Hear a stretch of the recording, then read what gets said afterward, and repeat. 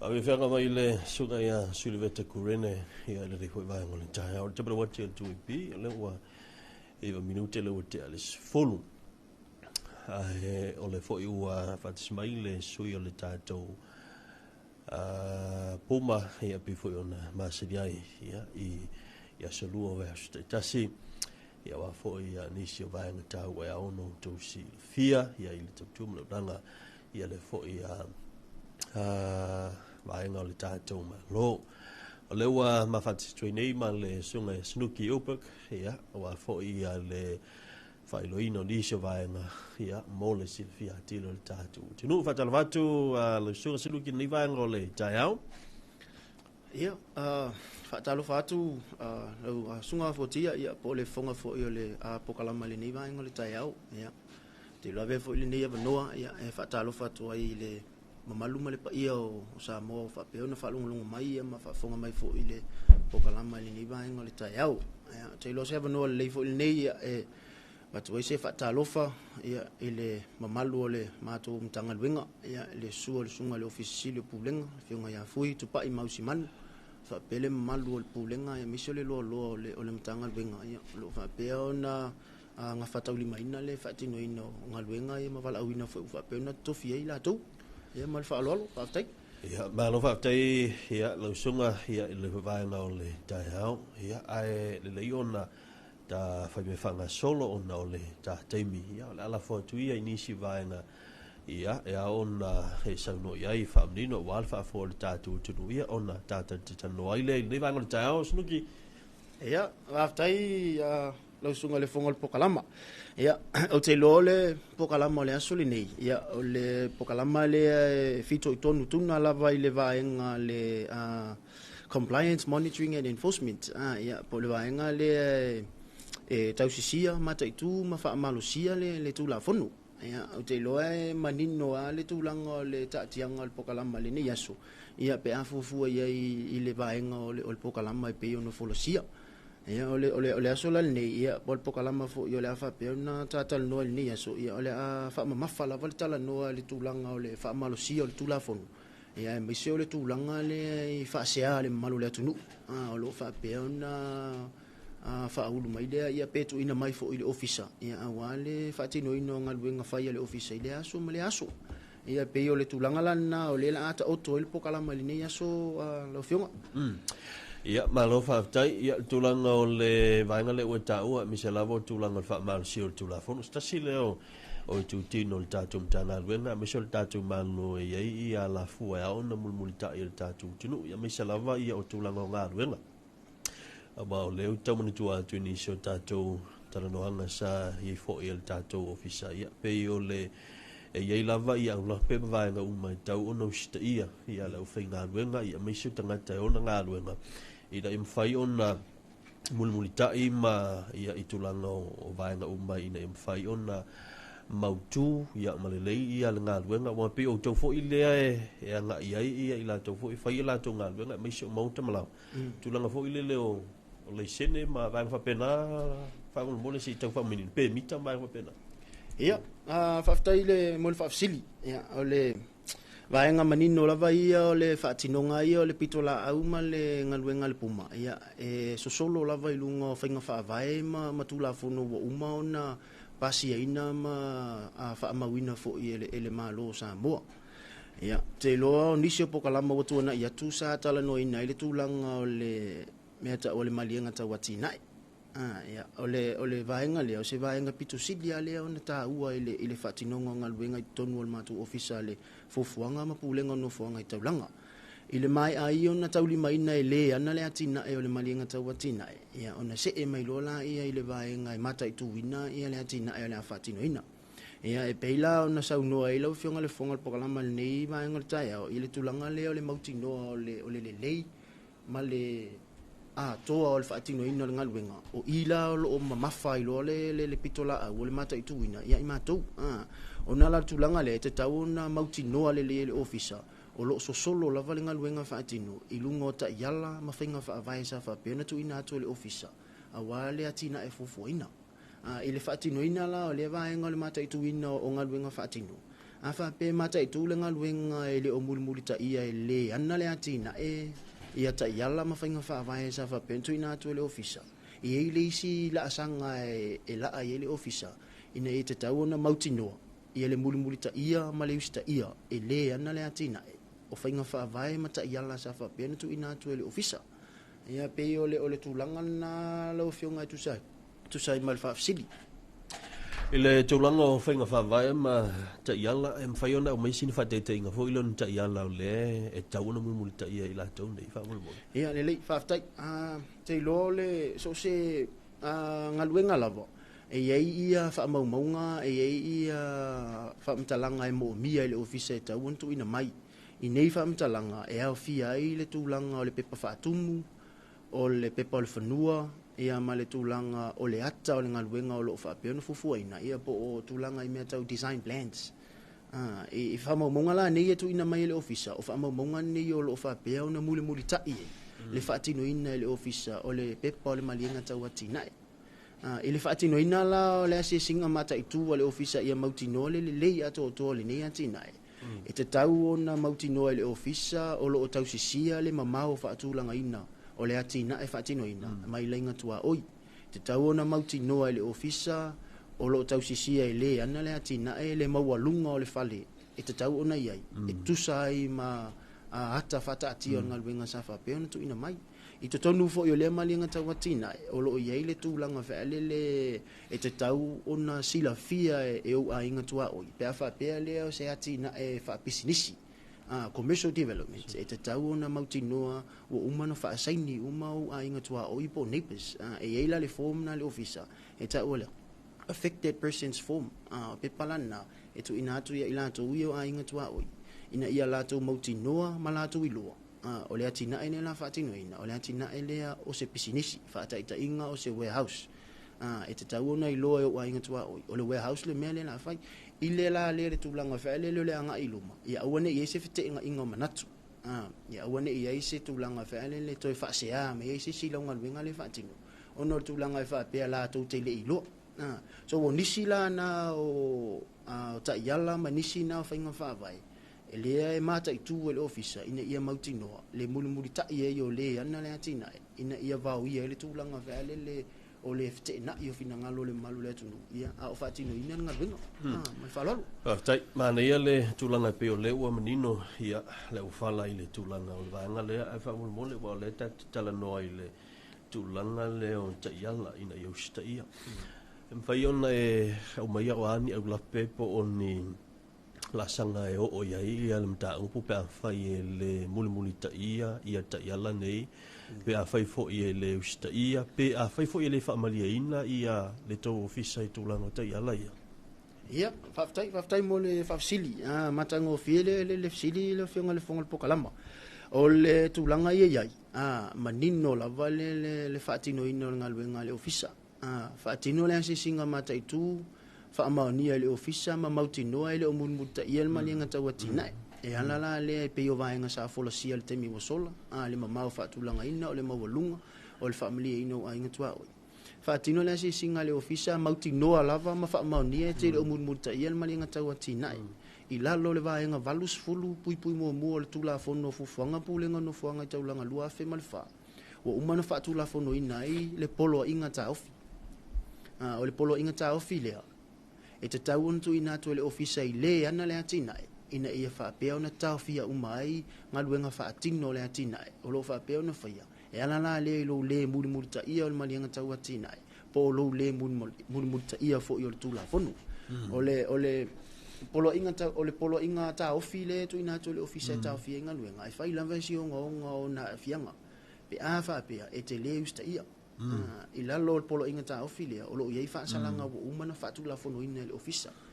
ia fa ta inga na fa salanga o lo ilunga polo inga ta ofi ia o lo ia le sala tu pe lima feta o le polo inga le o le taimi ia tau lima tu le ofisa ia te oi te tau lo na usta ia i lo le usta ia ia o le a o lo le mita upu yusi ona la sanga ia ta tu te le fi o ia ia pe yo se ta ia tu na tu sai mal fa sili potia ia o le ai tau te talo no tulanga o atina ia i vai ngai ia misela vo i la tu fa ia la tu atina fa pe fe mai ta to vo ia o ainga ikas ia afia la vai le ta ia la le ia aftai ole ta ia la le po le pepale o malianga tau atina mo atina e fufuina ese lona folasia ina le winga na famtalanga ia ele tutusa ia tulanga o malianga tau atina e o ngaluenga mo fale nofu ia matulanga o malianga tau atina e mo pisinisi maisi to inga tina e pe o ekalesia o fale a onga matulanga fa pena onala e fuafua lava le ofisa ia le mamafa o le malianga tau atina ile to inga ngaluenga le fa tino ina mai te tau fo ila ia i matou o le vaenga o mata i tuina ma tau si tu la fo no ma fa malusia ona matou i fa mamafa lava le matou va i le vaenga le ona ile o tutusa le malianga tau atina e mo atina e fufuina le malu le tunu mal fa lolo ma nei tele le manino le vaenga le ia misela vo i la tau fa fonga mai wa telo tele ni sio i la tau vo ile le e a fo e pe o se avenga vo ile le po se ai fa mal misela vo nei tatou ainga ia mai se pe a o ke fa lo mai si leona ne fa lo le ta pena le fausi o se monta mo se fa le no fo ia le si leona ia ai ke wa le o ngata simal tu la fono a le ala o menino e salta ia la to io le o tatou sinisi matina e fo ta ia la e tawona mulu ta ia tatou sinisi a tatou inga te tasi se i toi fa manino mai alva enga le fa mole a le sunga a sinuki i le tulanga le ainga o le tulanga fo ile le fa vai wa no fa longo ile le vaenga la il fa vai fo ile le fa le e fia o le ale le fua ile tatu fa vai le ina ia o tu sa mal tatu ta yala lava ia mo tatu fa le nofo fa tai mo le fa sili ia ole tulanga ia ile fa vai ole fale ia le anga o tanto ese to inga tina ese fo ito inga fale ia ole tulanga la ia e fua lava le te leo le fa vai o lo fale ile te leo le fanua le fu e fausia i lunga ngal wenga ia le winga na fam talanga fotia ia ole fa taita inga ile fa pe ole kwata e kalo fanua le ngal wenga le fu e fai lunga lo fanua le fu e fai se hosei ole kwaka e kale mele fu e fai lunga ngal wenga le winga na fam talanga a fai nei le hosei o le lunga ole kwaka e kale na la tula i ole fa vai o lo fali ia wate le tu fa vai o fali nei ole fanua ia ona mo lo la i tulanga fa le ole a breach lo ia mamau fa tulanga ina ia po development setbacks o uma ona fa ta tia ile officer awa ia atina e fa tino ina le malu la tunu ina ia mautino le tulanga le ia wane i sopolia tu e tulu lo fale ia pe awa fo ine i ta fe atu ia vai timu se itulo mai i lo atina i to tonu le fanu a inga tua oi awa o vaenga ia mafua i ona fete ina ifina ngalo le mamalo le tunu ia mama fu le tulanga fa le pe no fa ilo te mi sola fu ti o le tulanga le fa sia le malo le tunu ia fa pe le ona tawli mai na el tatu official puma mal fa lo le te ua sala sa ula sili ma le tulanga fu lo yai ia le tatu ia le vaenga le ua tatu tala no ai le fa mal si o tula fu no ai te lo fu ita ua ile nisio ila to le fu fatino ni la to tina am sinisi o ani requirements for le mfai on la tapena ia ina ia mfai on fo on family ina le tulanga o le vaenga le ina ia mfai on ile ngaten family ina ia la to ia o le tulanga fo lo ia ile tato vaenga le family stula fo no tato poma ia faafetai mo le faafesili mana ia le vaega ua faapea ona fesiligia le foga le pokalama lenei vaega taeau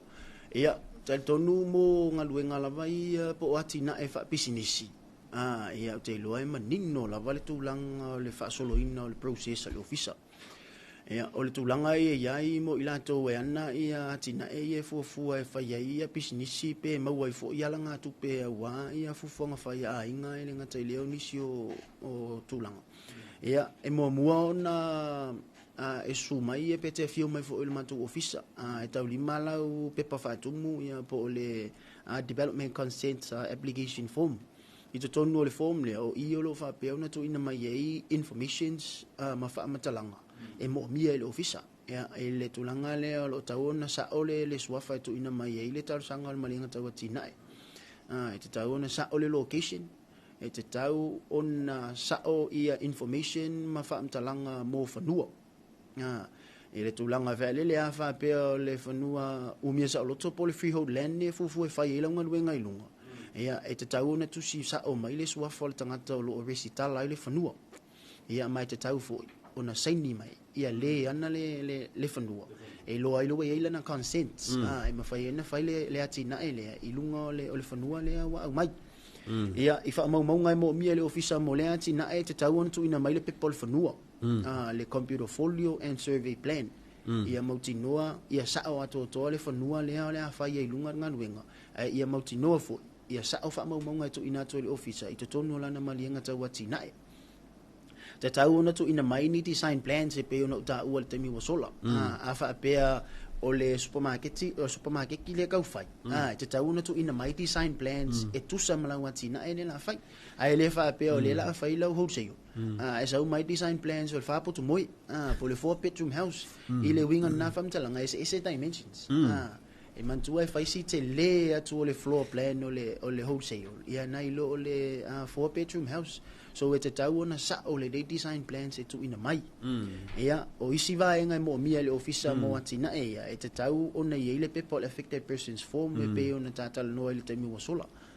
le pepa lea e te tau ona faasaini mai ai ie aafia mai lau atinaʻe fuafuaina so ua faamatalaga ia ma faamaumauga ia e muamua lava ona moʻomia ona taulima i le ofisa e fai ai lana iloiloga ma fai lana assessment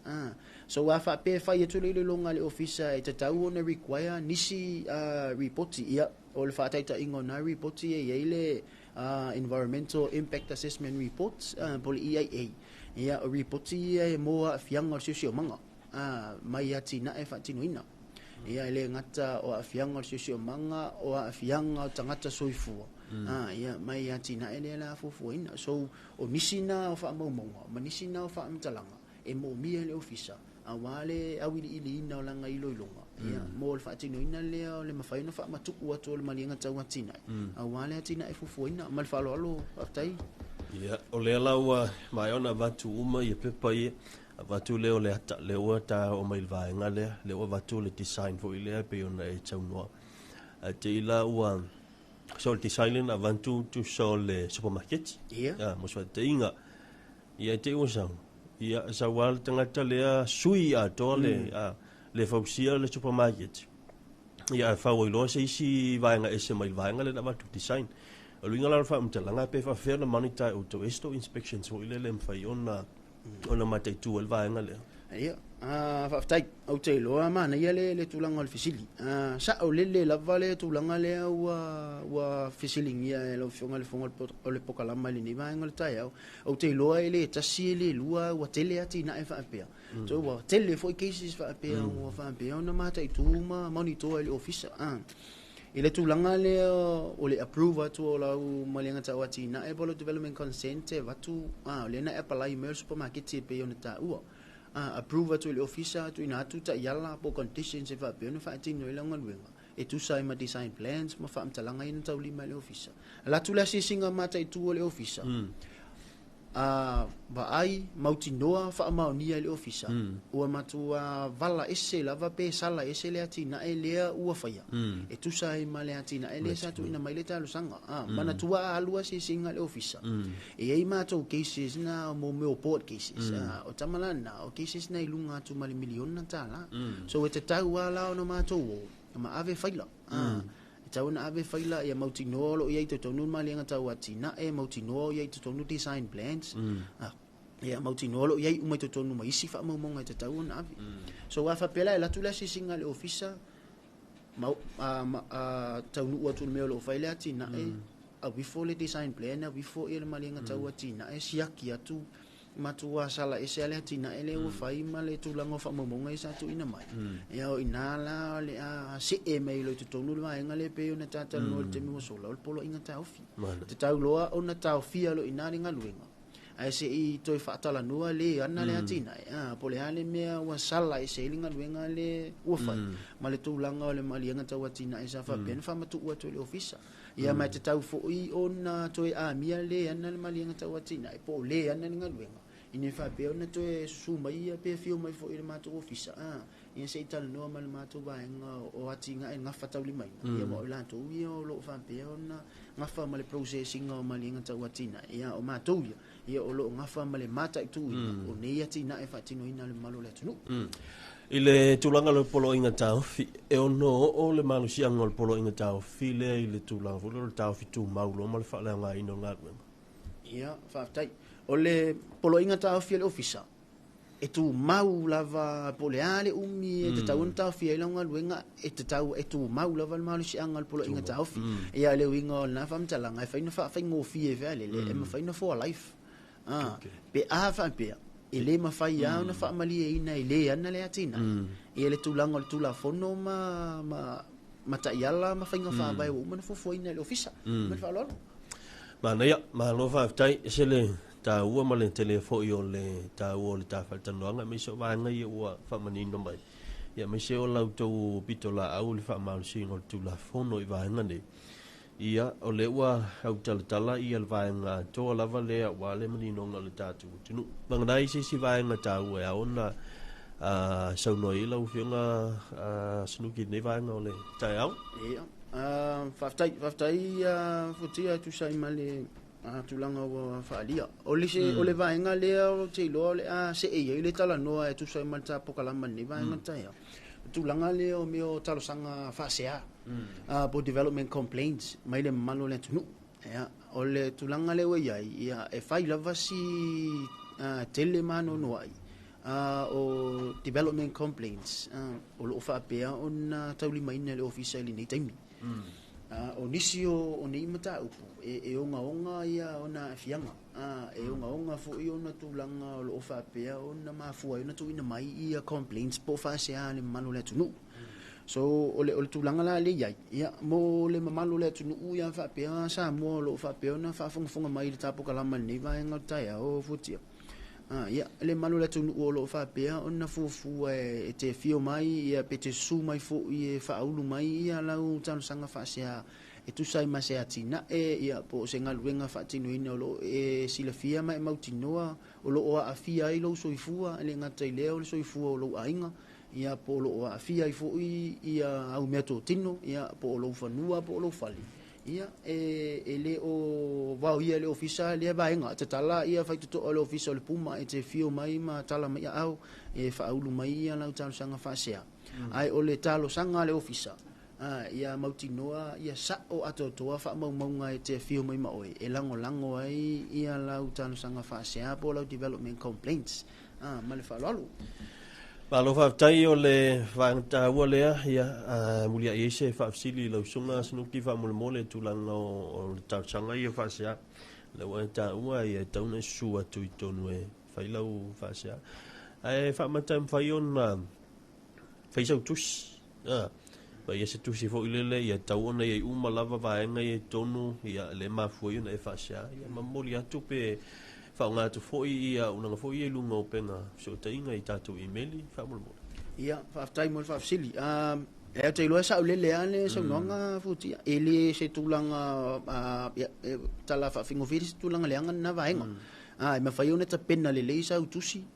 ina e ma fai ona toa uma ye o manatu le ngate le lo finanga lo fa alia e tu se ma le tulanga lo fa sia e sila fia fo ie o e ana le fa sia le winga fa mtalanga fa pe o fanua le e fa tata wela u fa sia se fanua fa le ngadu fanua tau sa mo tanto ia ta pena le tusi a mana o a no ma losi te le lautusi e te tau ona tau fai manisi o matai ia po nisi o su ma fai ona saini le tusi e lango ai lau tau sanga fasia a ina e ma fai ona ma losi ai le tu ina mai o lau fasia ia wa le mele ia ole se tasile o mta upu pito sili ona tele fasia le malo tu lo tu ina mai ai foti o tu langa le me tau fanua i mea ia tau tua o ia leo tātou silafia uma tātou Samoa ia tele na ma ale fina ngalo le malo le tunu ia mautino ia fio mai lau fasea ia esa o toa mai fa mau maunga e lango ina i lau tau sanga fasea lea le fa pe ona tau li mai na le ofisa mal fa alo ole tau ala vanga le snuki ia lo no wing ia ole tusile tala no ai tātou mtanga luenga mal tātou puma ole tusi fasea o le tusi tulang holo tau fio le ngaluenga o le famsinonga e saule o le tulanga ia ilanga o le tau finga ngaluenga o lo ia le malo sianga o lo ia le pule ale ofisa e mafai e ona tau fio ngaluenga man tu fo le wa ia le tula fo no umana pasi ina e le malo sambo o lo la wa umana pasi ina mafa malo sia le tulanga o le polo inga tau fi so o lo ia le malo sianga le ofisa e mafai na tau fi le atinai ai mafai ona so ani ai mal polo inga tu ina mai le ofisa fa misino e va alua mal polo inga le ofisa ina mafai na fa malo sia ati le tau fi le atinai fa tino ina mana ia matango fi le fa so ia talu no le tataimi snuki la fotuia ni si vai ngon toi ia tau mai ta por kala menita ia aftai te loa ia ole nawa tele umona folosia ia vai ngol fa so le ni vai ngol aso ia le paule te talo ale ni ofisa ia male matu tanga luenga ia i le mamalo le tunu lo fa pe ona fu fa tino ia sa watina le ngate leo ni fainga mo fuanga awale atina ino a inga male nga ilu mo soifuanga ia e te talo atu matal sanga atu e te fiu mai ma tala mai au e fa ulu sa u male ngata watina ina e mafai una fatino ina la watina e fa atu la fono ina ona i fatino ina fa so tu la fono ona e ona au lapi e ona afianga ia te o ia ni ngata leo la watina e fatino ina ia te loa ia le ngole o ti fo taimi o te loa o mai fo taimi te fa mai nei poka la mai ia vel ni ava noa mo le to le ngal fa tai tele i le tanto ofisa ia po le tanto le tio fo ia le tu ap tu sai mal ni ava noa matango fio mo fa una mau ele mato ofisa le puma ia e fa so atu i fo ini manatu ani langona awali no fosila fia le malo le atunu o le tatou tula fono le ngata idea ia o le fatino ina wati nai ia tawina ia famanuia mai le ile nei aso i toi fufuanga o ngaluenga mavala awina o fa pena te tofia ia le malo tatou atunu le ngata le tatou ofisa ia ina ia tama mao le li o lalangi ma mai tatou le nei aso ia tatou lo uma le fatu atu na ia tu ia le tu manu malo mai tatou li faola mai le tunga mau ia te lo se amatanga le leina ma se la sanga leina mo tanto ia wale tatou fo la ngai le tau sanga ia mata le o ni va ia so amata lia fo ia mal fa lolo fa tai have they tell snuki ia ile nei fo va ngol ta ma nei o stal vai ule le foto o ma tu le seta va io e to se alo umana na fa mangalo ia mo ia tele nei aso snuki ang le fo le tu ai fa va mangalo ngau nei tau ia mai so ta tu tinu fa fo mai